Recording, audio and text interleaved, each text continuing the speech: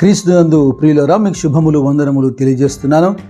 అనుదిన ధ్యానమునకు స్వాగతం. సామెతల గ్రంథం 28వ అధ్యాయం. ఈ దిన మన ధ్యానాంశం. ఈ అధ్యాయమందు ధర్మశాస్త్రమును తృణీకరించేవారు మరియు దాన్ని శ్రద్ధగా అనుసరించేవారు కనబడుతున్నారు. అలాగే ధనము, దుర్లాభము మరియు వడ్డీ, ఇటువంటి ఆశలు లేదా వ్యసనాలు మరియు నీతిమంతులకు యథార్థమంతులకు మధ్య ఉన్నటువంటి తేడాలు, ఇక నమ్మకమైన వానికి కలిగేటువంటి దీవెనలు, ఇలాగ అనేక అంశాలతో పొందుపరచబడినటువంటి ఈ అధ్యాయంలో ఆకర్షించబడుతూ ప్రేరేపించబడుతున్నటువంటి అంశం ఒకటి ఉంది. అది 13వ వాక్యం. అతిక్రమములు దాచిపెట్టువాడు వర్ధిల్లడు, వాటిని ఒప్పుకొని విడిచిపెట్టువాడు కనికరం పొందను. ప్రారంభంలోనే మీకు మంచి మాట చెబుతాను. ఇతరుల తప్పిదాలైతే ప్రేమతో కప్పిపెట్టే ప్రయత్నం చేయండి. సొంత లోపాలైతే వాటిని వెంటనే, అతిక్రమాలైతే వెంటనే ఒప్పుకొని విడిచిపెట్టే ప్రయత్నం చేయండి. సాధారణంగా మనిషి దీనికి భిన్నంగా ప్రవర్తిస్తుంటాడు. తన విషయంలో అనేక తప్పిదాలు కప్పుకొని ప్రయత్నం చేస్తుంటాడు. ఎదుటివాని లోపాన్ని ఊరికే ఎత్తి చూపిస్తుంటాడు. ప్రభు కూడా చాలా తేటగా చెప్పాడు కదా, మొదట నీ కంట్లో ఉన్నటువంటి దూలం గురించి నువ్వు ఆలోచన చేస్తే ఆ తర్వాత ఎదుటివాని కంట్లో ఉన్న నలుసు గురించి నువ్వు ఆలోచన చేయొచ్చని. 32వ కీర్తనలో దావీదు ఇలాగా ప్రార్థిస్తున్నాడు. 5వ వచనంలో, నా దోషమును కప్పుకొనక నీ ఎదుట నా పాపం ఒప్పుకొంటిని, యెహోవా సన్నిధిని నా అతిక్రమములు ఒప్పుకొందును అనుకొంటిని, నీవు నా పాప దోషమును పరిహరించి ఉన్నావు. అలాగే 38వ అధ్యాయం కూడా దావీదు కీర్తనే 18వ వచనం అంటాడు, నా దోషము నేను ఒప్పుకొనుచున్నాను, నా పాపమును గురించి విచారపడుచున్నాను. ఇది వ్యక్తి జీవితంలో చాలా ప్రాముఖ్యమైన విషయం. ఈ విధమైనటువంటి మనస్తత్వానికి షారో ఆఫ్ రిపెంటెన్స్ అంటున్నాను నేను. అంటే పశ్చాత్తాపానికి సంబంధించినటువంటి దుఃఖము లేదా చింత. సాధారణంగా ఎదురవుతున్నటువంటి సమస్యల మధ్యలో ప్రతి వ్యక్తికి దుఃఖం కలుగుతుంది, కన్నీరు వస్తుంది. నేను అనేక కుటుంబాలను గమనిస్తున్నాను. గొప్ప దుఃఖముతో కన్నీళ్ళ మధ్యలో వాళ్ళు కనపడతారు. అయితే ప్రతి దుఃఖము, ప్రతి కన్నీరు పశ్చాత్తాపం మాత్రం కాదు. ఎందుకిలా అంటూ ఎంత కాలమైనా వాళ్ళు దుఃఖపడడానికి ఇష్టపడతారు తప్ప వారు లోబడి వెనుతిరిగి పశ్చాత్తాపడరు.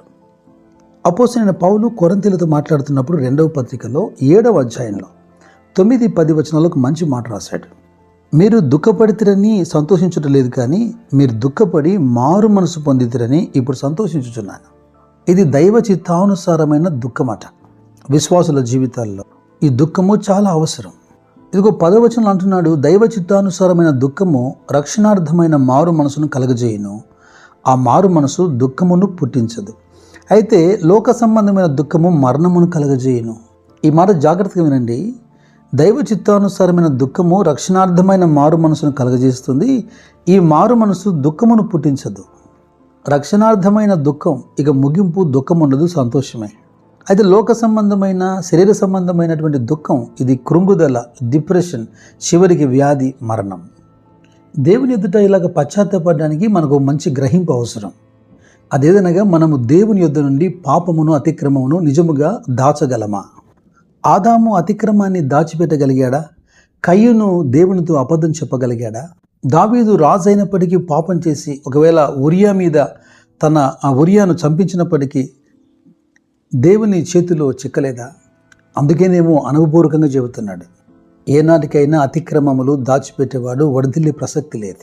అయితే వాటిని ఒప్పుకొని పశ్చాత్తపడి విడుదల పొందేవాడు, విడిచిపెట్టేవాడు కనికరాన్ని పొందుకుంటాడట. యోబు స్నేహితుడైనటువంటి ఎలీఫజు కొన్ని మంచి మాటలు చెప్పాడు 22వ అధ్యాయంలో యోబు గ్రంథం. మొదటిగా నీవు సర్వశక్తిని వైపు తిరగాలి. రెండవదిగా నీ గుడారములో నుండి దుర్మార్గతను నువ్వు దూరంగా తీసివేయాలి. అప్పుడు నువ్వు వృద్ధి పొందుతావు అంటాడు. అప్పుడు దేవుని యందు నువ్వు ఆనందించగలుగుతావు, ఆయన తట్టు నీ ముఖమెత్తగలుగుతావు, ఆయనకు నీవు ప్రార్థన చేయగలుగుతావు. ఇదిగో నువ్వు ప్రార్థన చేయగా ఆయన ఆలకిస్తాడు, నీ మొక్కుబలను ఆయన అంగీకరిస్తాడు. నీవు చేసేటువంటి ఆలోచనను ఆ దేవుడు స్థిరపరుస్తాడు. నీ మార్గముల మీద వెలుగును ప్రకాశింపజేస్తాడు.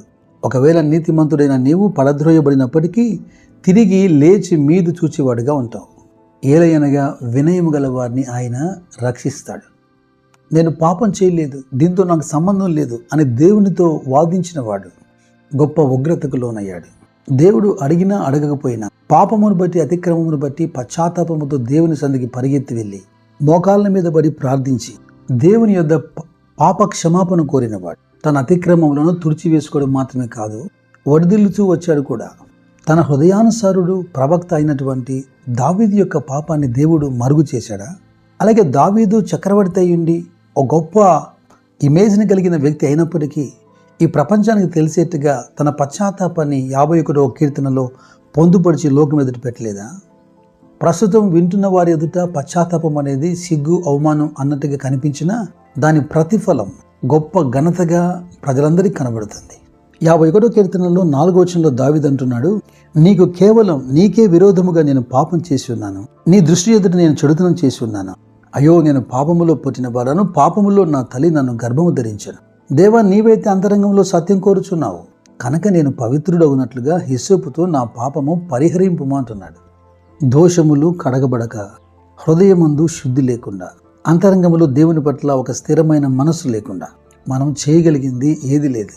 మన నోరు దేవుణ్ణి స్తుతించవచ్చు, మన నాలుక ఆయన నీతిని గురించి ప్రకటించవచ్చు, కానీ ఆయన అంతరంగములో సత్యమునే కోరుతున్నాడు. అది లేనప్పుడు ఈ ప్రయత్నములన్నీ కూడా వ్యర్థమే కదా. యోహాను భక్తుడు తన పత్రికలో 1వ అధ్యాయంలో 7వ వచనం మరియు 9వ వచనంలో ఇలాగ రాస్తున్నాడు, మనము మన పాపములను ఒప్పుకొని ఆయన నమ్మదగిన వాడు, నీతిమంతుడు గనక ఆయన మన పాపములను క్షమించి సమస్త దుర్నీతి నుండి మనల్ని పవిత్రులుగా చేయును. కనుక దేవుని పిల్లలమైన మనం ఇక మీదట అతిక్రమములను దాచిపెట్టకుండా వాటిని ఒప్పుకొని విడిచిపెట్టి ఆయనతో అనగా క్రీస్తుతో మనం అన్యోన్య సహవాసము గలవారమై ఉన్నాము గనక ఆయన వెలుగులో ఉన్నట్టుగా మనం కూడా వెలుగులో ఉండబద్దులమైనాం. పాఠం ముగింపుగా నేను మళ్ళీ మాట జ్ఞాపకం చేస్తున్నాను. వీలైనంత వరకు ఇతరుల దోషములను కప్పిపెట్టే ప్రయత్నం చేయండి. ప్రేమతో సొంత అతిక్రమములను క్షణం మాత్రం ఆలస్యం చేయకుండా ఒప్పుకొని విడిచిపెట్టండి. దైవ కృప మీ ఆత్మలను కాయును గాక.